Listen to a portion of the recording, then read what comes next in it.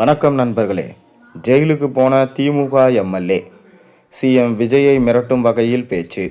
15 நாள் ரிமாண்டில் மார்க்கண்டேயன். தமிழக முதல்வர் குறித்து மிரட்டல் விடுக்கும் வகையில் பேசியதால விளாத்திக்குளம் சட்டமன்ற உறுப்பினர் மார்க்கண்டேயனை கைது செய்து 14 நாள், அதாவது ஆகஸ்ட் 3ஆம் தேதி வரை நீதிமன்ற காவலில் வைக்க உத்தரவு பிறப்பித்திருக்கிறாங்க.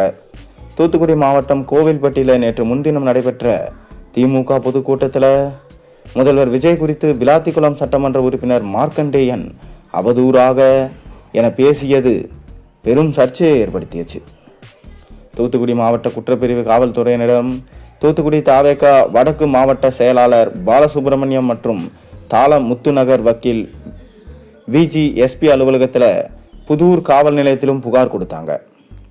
அதன் பேரில் தூத்துக்குடி மாவட்ட குற்றப்பிரிவு 1 குற்றப்பிரிவு ஆய்வாளர் ஜானகி விளாத்திக்குளம் தொகுதி சட்டமன்ற உறுப்பினர் மார்க்கண்டேயன் மீது 351(3), 352, 353(2) பிரிவுகளின் கீழ் வாக்குப்பதிவு செய்து காலையில் விளாத்திக்குளம் சட்டமன்ற உறுப்பினர் மார்க்கண்டேயனை கைது செய்து விசாரணைக்காக தூத்துக்குடி காவல் கண்காணிப்பாளர் அலுவலகத்திற்கு அழைத்து சென்று விசாரணை நடத்தினாங்க.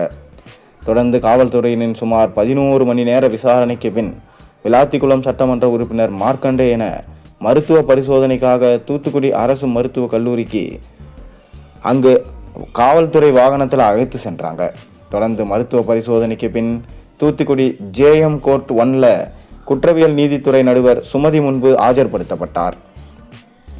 அரசு தரப்பு வழக்கறிஞர் கண்ணன் மற்றும் திமுக சட்டமன்ற உறுப்பினர் மார்க்கண்டேயன் தரப்பு வழக்கறிஞர்கள் அலெக்சாண்டர், பாபு செல்வன் தங்கள் வாதத்தை எடுத்து வச்சாங்க.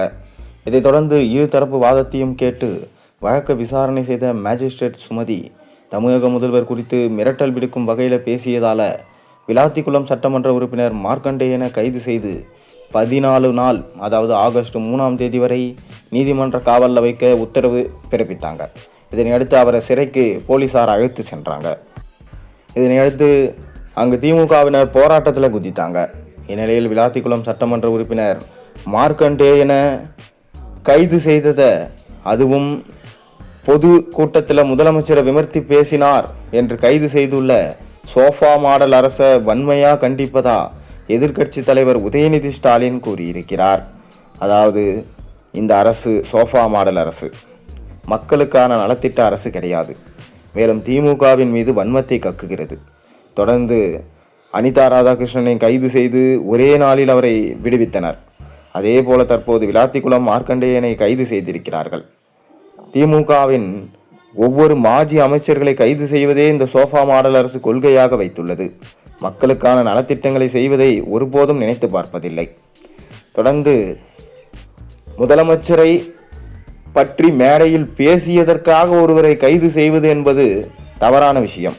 இதே போலதான் தவேக அரசில் தவேக எம்எல்ஏ ஒருவர் இங்கு பாலியல் வன்கொடுமை செய்தார். ஆனால் அவர் கைது செய்யப்படவில்லை. தொடர்ந்து லாரி டயர்களை ஆய்வு செய்து கொண்டிருக்கிறார் என உதயநிதி ஸ்டாலின் தற்போது விமர்சனம் செய்திருக்கிறார்.